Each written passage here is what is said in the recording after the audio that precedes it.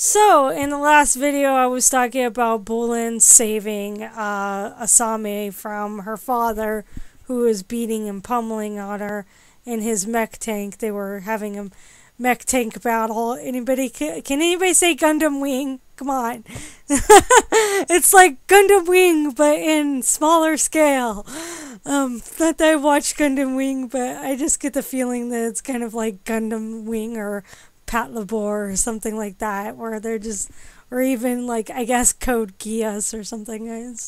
I just get the feeling that that's kind of like a little tip of the hat to giant robot anime.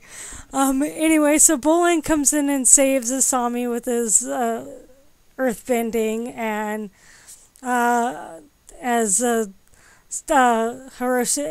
Sato tries to make his escape, he abandons his messed up tank and tries to escape, but Asami manages to electro bolo him down to the ground.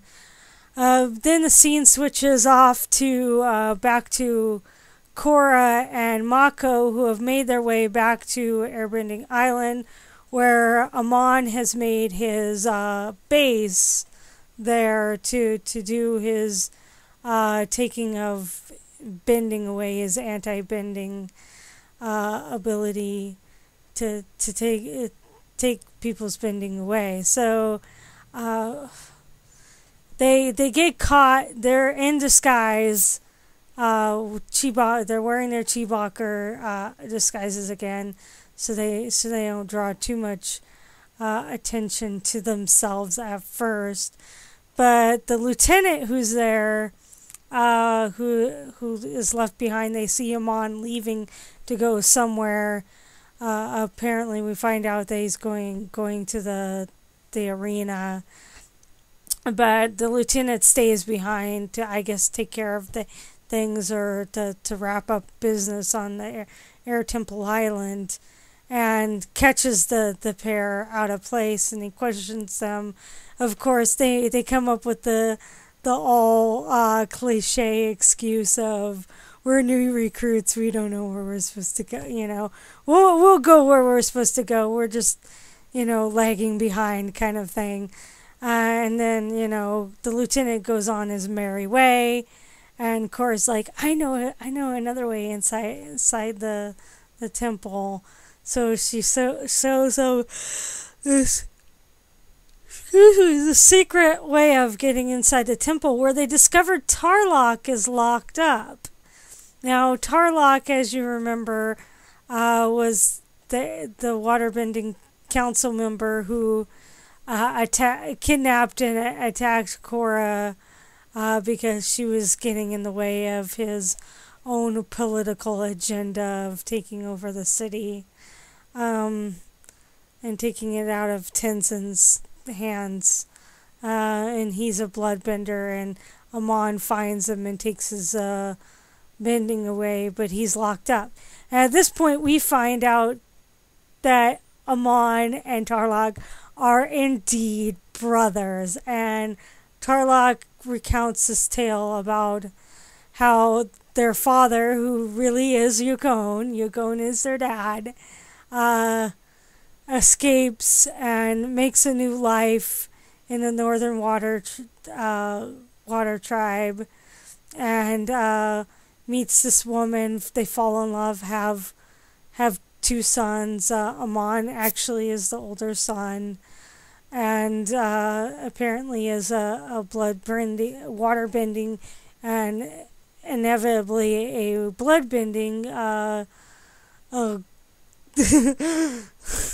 bloodbender. He's an amazing bloodbender, so, and then, Tarlok's seen as kind of the failure, the second best, and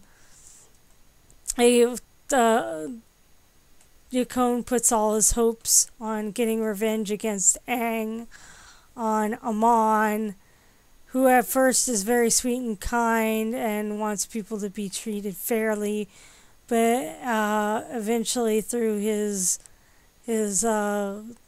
harsh teachings with Yukon, his father becomes a little bit more cold-hearted, and they end up, Yukon ends up forcing Amon to bloodbend his own brother to show his strength, and then Tarlok, at the time being the younger and inevitably kinder one, refuses to bloodbend his brother in return, as part of their secret bloodbending training. And even though this, he refuses, and Amon at this point has started to become a little bit more distant, the harshness of his father against Tarlok becomes too much, and he bloodbends his own father, which greatly upsets him. And basically, he Amon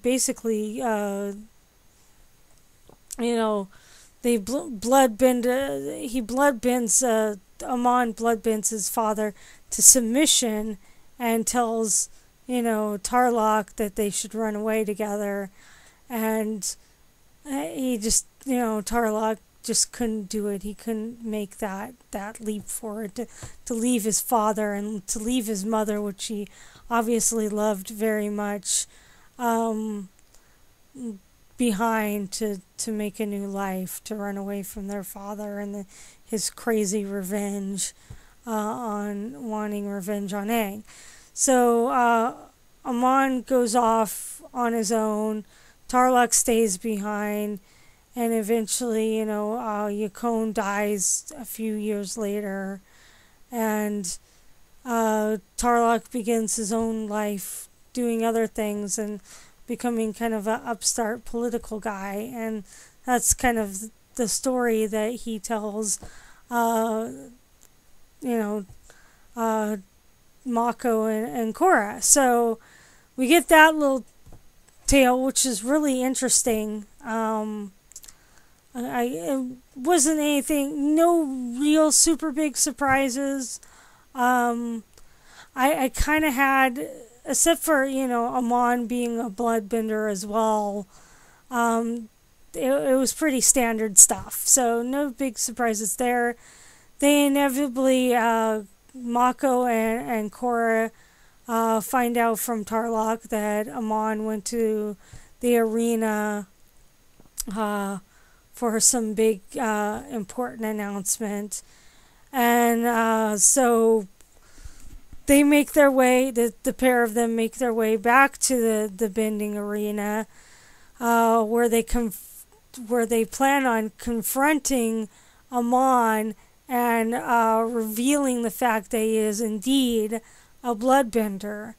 And at first they do this, they sit there amongst the crowd, and Amon is recounting his fake story about how his family was taken away by a firebender, and how the reason why he keeps the mask on is because his face is burned. Now, at first, this seems to fail, because they go out, Korra shouts out, "Hey, no, you're a liar, Amon. You're a bloodbender, blah, blah, blah." And, of course, Amon takes off his mask. We see his face for the first time, and it does indeed look like he's been scarred by a firebender. But I had my suspicions. It's like, there's something just not right about this, It's like, his tail is a lie, so how did he get his face, burnt by a bloodbender? Well, we find out that, through their little fight, that the lieutenant, I guess, arrives at some point during all this, and discovers that Amon is a bloodbender, because they chase him into the warehouse part, or the training area of the arena, and they're hiding, and he inevitably Amon uses blood bending on Mako and Korra, which is discovered by the lieutenant, and the fight resumes, and uh, Korra's he manages to get a hold of Korra and take her bending away, and I was like, no, why? But there is hope. There is hope, because he took all her bending that she had mastered up until this point. Remember that she still couldn't hairbend, so now she can't do any other bending at all. But she can airbend. She finally can airbend. Everything's taken away. She can airbend. Mako is able to resist the blood bending enough to lightning bend Amon. And this is where I'm going to cut it off.